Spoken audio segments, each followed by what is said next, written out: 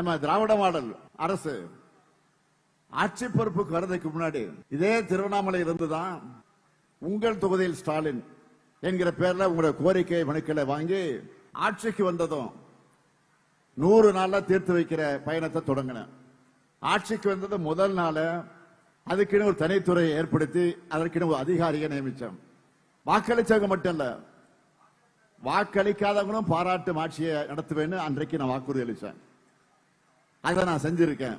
அது செஞ்சிருக்கேனா இல்லையா சொல்லுங்க. செஞ்சிருக்கேனா இல்லையா கேட்கல, சத்தமா சொல்லுங்க. நீங்க மட்டும் இல்ல, சமூக வலைதளங்கள்ல பலர் போடக்கூடிய பதிவுகளை பார்த்தீங்கன்னா தெரியும். கமெண்ட்ஸ்ல நிறைய பேர் என்ன சொல்றாங்க, நான் திமுக ஆதரவு இல்லதான், ஆனாலும் நான் முதல்வன் உண்மையாவே இந்த ஆட்சியோட சிறந்த திட்டம், இதை பாராட்டாம இருக்க முடியாதுன்னு ஒரு கமெண்ட் வருது. அதே மாதிரி இன்னொருத்தர் என்ன சொல்லியிருந்தாருன்னா, நான் எப்பவுமே திமுகவுக்கு வாக்களிச்சது இல்லை, ஆனா கல்வித்துறையை பொறுத்த வரைக்கும் கடந்த 4 ஆண்டுகளை பெரிய முன்னேற்றத்தை பார்க்கிறேன், நிறைய சாதனைகளை செய்யறாங்க.